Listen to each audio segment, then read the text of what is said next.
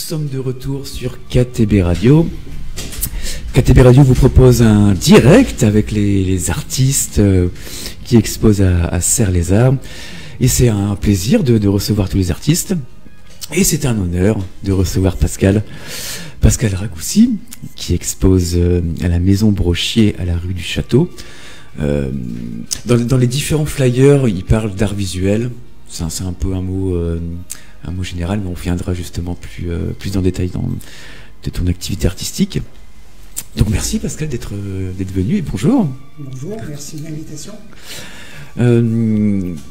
Tu es natif de quelle région, toi? Moi, je suis un pur produit des Hautes-Alpes. Je suis né à Gap et toute ma carrière professionnelle et artistique aujourd'hui s'est faite ici. Et tu as un peu bougé, du coup, par ton activité artistique, on y reviendra tout. Alors, oui, l'activité artistique m'a amené à différents endroits, jusqu'au Japon. Donc, oui, j'ai bougé par le biais de mon activité artistique, mais voilà. Mais mon terrain de cœur et mon inspiration, elle est là. Elle est dans ce territoire. Du coup, c'est la base. Tu pars d'ici, c'est ça? Ouais, je crois que tout part d'ici. De cette nature forte, présente, et de ce paysage qui est mon support depuis toujours. Mais il est mon support parce qu'il est tellement présent autour de nous dans ce territoire que voilà, tout naturellement. En tout cas, moi, j'ai été amené à suivre cette présence forte. Est-ce que l'art a toujours été ancré en toi? Quand tu étais enfant, est-ce que tu aimais créer? Tu avais déjà une créativité Alors, moi, je viens d'un milieu qui est un milieu industriel. Par ma famille, on était industriel et j'ai eu une activité professionnelle dans l'industrie du bâtiment pendant pas mal de temps. Mais en fait, à l'adolescence, j'ai découvert la photographie dans le club photo du lycée ou du collège, ça devait être du collège. Et ça m'a jamais quitté d'avoir cette envie d'avoir une pratique. Alors une pratique qui était créatrice, mais je ne savais pas encore ce que j'allais vraiment en faire, mais j'ai jamais lâché cette sorte d'envie par mes propres, avec mon imaginaire de faire des choses. Et de photographe, je suis devenu graveur il y a 5-6 ans, et aujourd'hui plasticien aussi, par des installations, des choses comme ça. Mais ça, c'est une partie que j'ai développée en autodidacte, je veux dire dans la deuxième phase après une carrière professionnelle, donc dans l'industrie, qui a été bien chargée et qui m'a pris beaucoup de temps. Mais qui me permet aujourd'hui qui me permet de libérer beaucoup de temps aujourd'hui pour pratiquer cette création qui finalement, a priori, m'habite depuis le début, quoi. On va parler brièvement de gravure, parce que ça fait 5-6 ans que tu t'es mis à la gravure. Pour quelle raison? Est-ce qu'il y a une envie particulière de te donner à ce nouvel élan artistique? Le cheminement, c'est que la photographie j'ai découvert les limites de la photographie, en tout cas de ce que la photographie m'a amené dans certaines limites. C'est-à-dire que je photographie le paysage, mais le rendu de la photographie, en tout cas le côté extrêmement frontal finalement j'ai ça en face de moi, c'est la réalité, je la sélectionne et je la montre, au bout d'un moment, a commencé à m'ennuyer.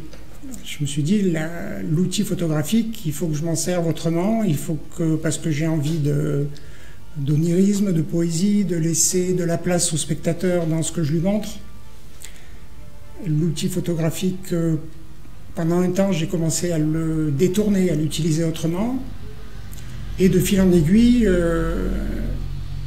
je savais, il me correspondait moins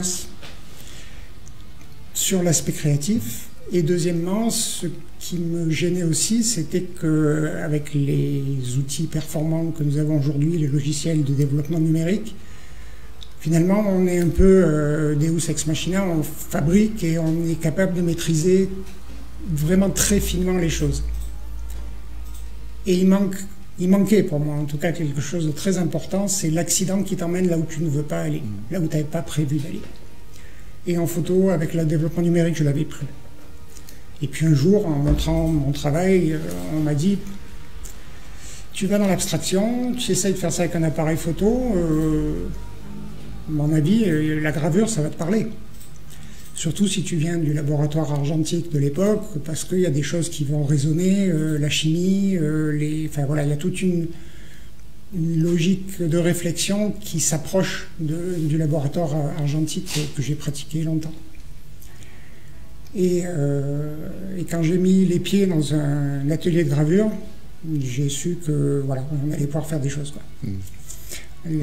Rien que l'odeur de l'encre, je me suis dit enfin je vais pouvoir mettre les mains dedans. Je ne vais pas être en train de manipuler un fichier numérique pour le confier à une imprimante. Voilà. Donc là on va arriver au présent, du coup à ton lieu d'exposition et tes créations. Quel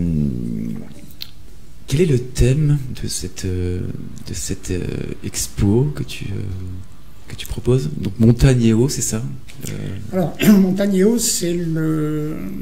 Je suis arrivé avec dans l'idée de décliner les 3 techniques que je suis en train de pratiquer. La photographie, la gravure, et depuis très peu de temps, j'expérimente la photogravure, qui est une technique du 19e siècle, qui permet de reproduire sur une plaque de métal un négatif photographique. C'est de la technique, c'est pas le plus important. Donc, Montagne et eau, c'est une série d'images que j'ai... C'est une série de photographies sur des paysages que j'ai voulu traiter à la manière des peintres orientaux, à la manière des peintres chinois, japonais, et en Orient, le paysage, le mot paysage n'existe pas. Il existe du paysage à partir du moment où des éléments en présence sont en relation et en tension les uns avec les autres. Donc le paysage peut s'exprimer avec différents mots. Montagne et eau en est un. Vent et lumière en est un autre.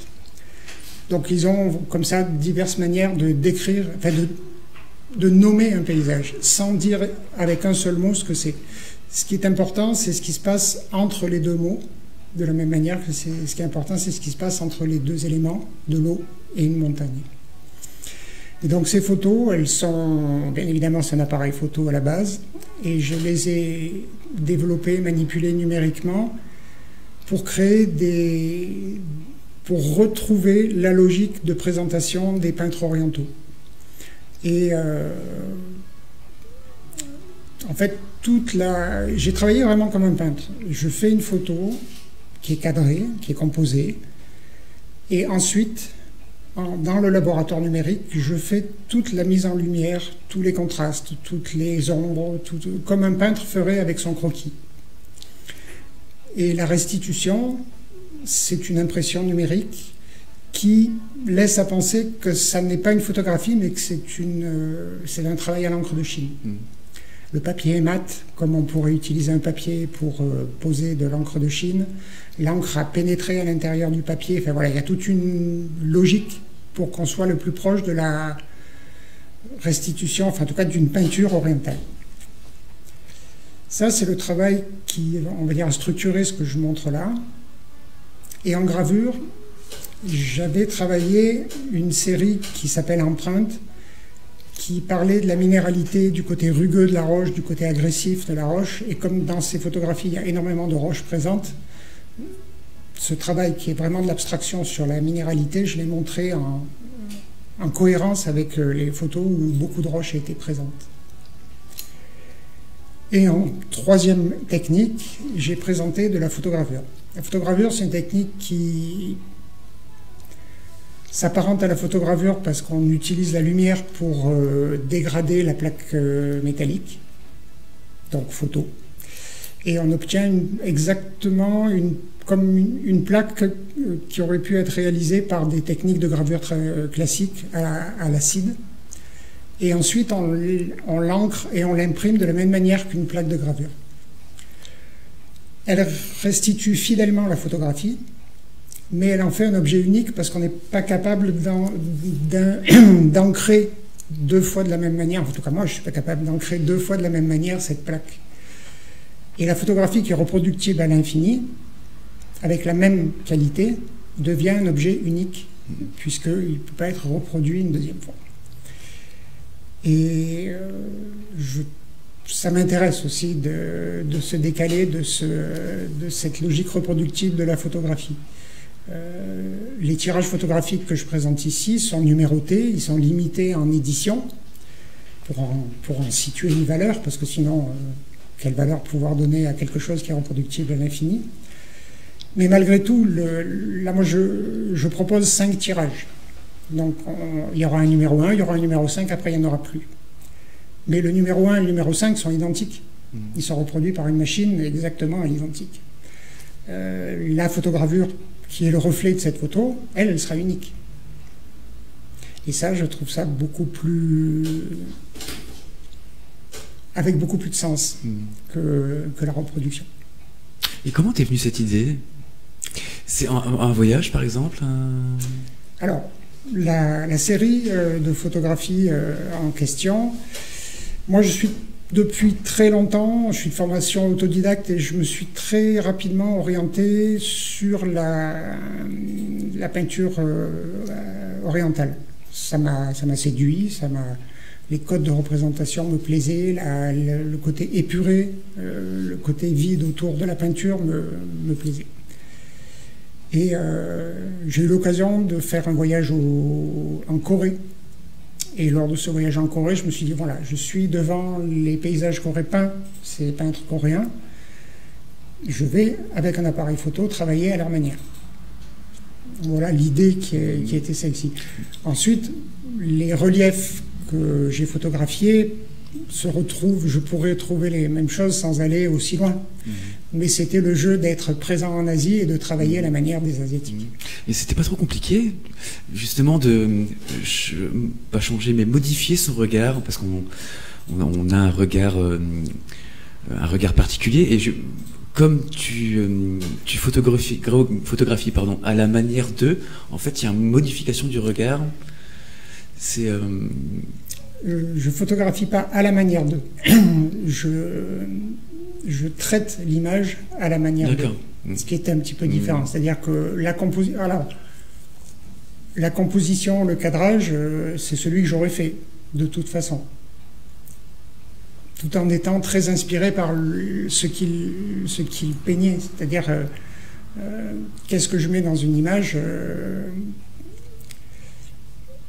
eux, par exemple, on parle des orientaux, ils vont situer une masse pesante, forte, en opposition à de l'eau en mouvement qui peut être soit une cascade, soit un nuage, qui est de l'eau vaporeuse qui est en mouvement. Ça, de toute façon, je l'ai presque toujours pratiqué sans avoir été influencé préalablement par les orientaux, parce que dans la photographie de paysage, ma composition a toujours été un peu faite de manière abstraite, par masse de clair, de sombre, de pesant, de choses comme ça. Donc, même avant de connaître ce mode de représentation, j'y étais déjà... je tendais déjà vers ça. Donc, j'ai pas eu à changer finalement mon mode de représentation. J'ai juste poussé un petit peu plus loin le curseur en disant le traitement va être aussi très proche de ce qui est leur mode de représentation. Une petite question, gravure sur quel matériau, Alors, moi, je pratique la gravure sur métal, sur le zinc, avec la technique des eaux fortes, c'est-à-dire de l'acide. C'est une des techniques de gravure, il y en a de multiples. Ouais, c'est celle que je pratique. Tu es un habitué de Serre-les-Arts? Un petit peu, oui. Tu es là depuis le début 2003? Ou un peu dans les environs? Il faudrait que je consulte mes archives. Je pense que je suis là depuis pratiquement le début. Peut-être pas dans les 2-3 premières années, mais qu'après, assez régulièrement, je suis intervenu dans la manifestation. Donc, tu as exposé plusieurs fois à Serre-les-Arts. Je pense que c'est la 5e fois que je viens ici. Et comment tu ressens ton ressenti sur ce 20e anniversaire? J'ai trouvé très intéressant le fait d'en faire pas une rétrospective, mais en tout cas de recontacter des gens qui avaient déjà été présents sur la manifestation, qui avaient a priori marqué les organisateurs, et de leur proposer en priorité de venir. Du coup, ça nous permet de nous retrouver. Ça permet de revoir des gens avec leur évolution de travail, puisque certains, je ne les ai pas vus depuis 3 ou 4 ans. Et ne serait-ce que pour nous, artistes, c'est intéressant, c'est une sorte de petit cadeau de pouvoir se retrouver là. Après, de ce que j'en ai vu, parce que je quitte quand même mon atelier pour aller voir un petit peu ce que font les copains, je pense que c'est une belle édition. J'ai vu des très beaux travaux et voilà.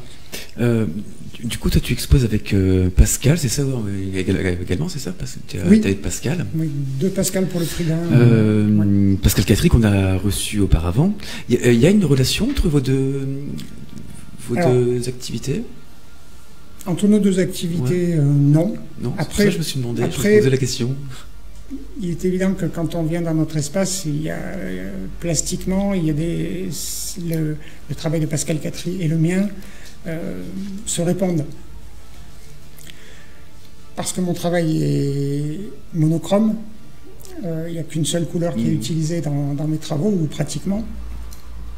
Et le travail de Pascal Catry sur les zincs patinés est assez proche en termes de couleur de mon travail, et puis je tends vers l'abstraction, et son travail aussi tend vers l'abstraction. Il y a une question qu'on pose, qu'on ose poser aux invités. Voilà, on commence, KTB Radio, nous on commence à diffuser, et on demande aux artistes et aux invités, est-ce qu'il y a un sujet qui n'est pas très abordé dans les médias, on va dire, et qui pourrait être diffusé et diffusable à la radio, un programme. On parlait de santé mentale, par exemple, une émission sur la santé mentale, ça pourrait être enrichissant.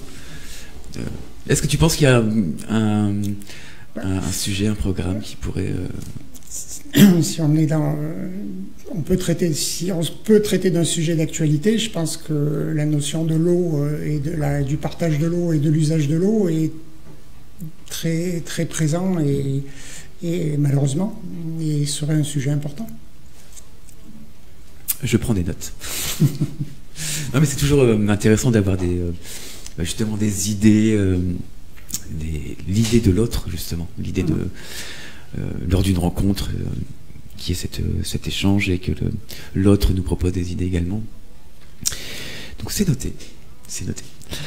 Merci Pascal. Merci d'être venu sur le plateau de KTB Radio. C'est toujours un plaisir de parler avec toi. Partagé. Donc je rappelle que Pascal expose à la Maison Brochier, dans la rue du Château, en compagnie de Pascal Catry. Nous revenons dans quelques instants sur KTB Radio. KTB Radio, la radio du peuple.